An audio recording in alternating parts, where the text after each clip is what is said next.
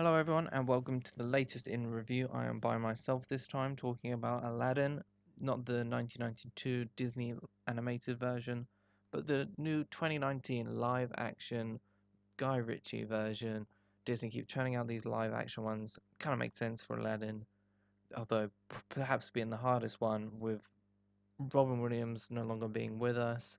It was such a hard thing to pass the baton on with that character, and something that I'm sure most people didn't want to step near. So we'll talk about the genie first with Will Smith and what he did with the character. I actually really liked the casting of him when he was cast in the role.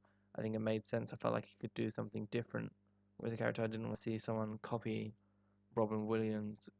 I would have even taken someone them just using Robin Williams' old performance over the top of this, uh, and putting CGIing that instead of someone coming in and trying to do Robin Williams. But Will Smith doesn't do that. He puts his own spin on the character, um, mixing it with the stuff that we already know. The sense of humor is still there. I think he gets the right tone, which was important, as well as putting his own version of the different songs and the different jokes that are in there. It's not a copy at all, and that really does work for the film and really did impress me. And obviously, being the thing that people were worried about, the CGI of when he's blue doesn't always work, and does look off and very off-putting at times.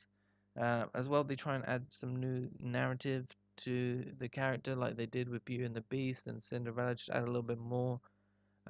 It didn't work for the genie, the stuff that they did with him. I think it felt really odd and leaves him in a weird place and not what I expected from the film at all. I don't know. It just didn't work for me. But what did work was the new stuff they added for Jasmine. Actually, um, Naomi Scott did a really good performance, and it was probably the strongest in the film, I think. Probably alongside Will Smith. She has a great singing voice. They give her another song, which I thought was really nailed, and I think given the world that we live in, what they did with the character just made a lot of sense. And let's talk about Aladdin himself, Mena Massoud. It felt a little bit wooden when you've got this someone like Will Smith and Naomi Scott who did really well.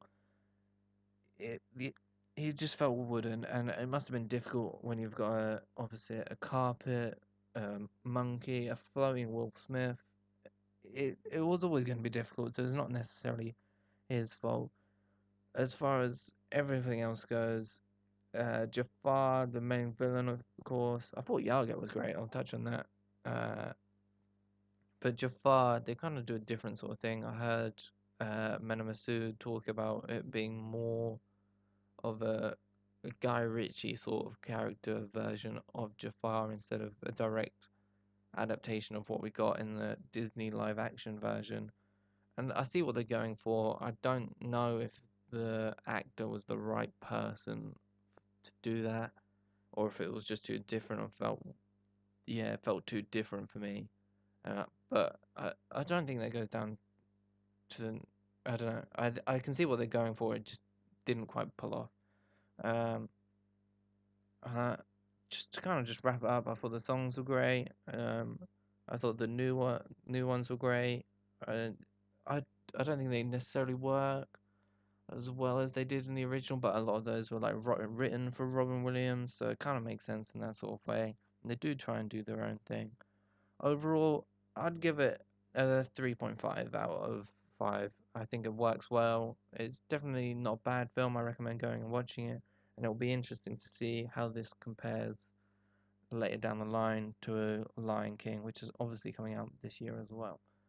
Uh, so let us know your thoughts of Aladdin. Tweet us at Inside the Network, or let us know on our Facebook page or on our Instagram. You can follow me at Floodgate28 on Twitter and subscribe to our YouTube channel. We're going to Comic Con this weekend and we'll have lots of content exclusively on there. So be sure to check us out on there. And yeah, that's it. Thank you. Goodbye.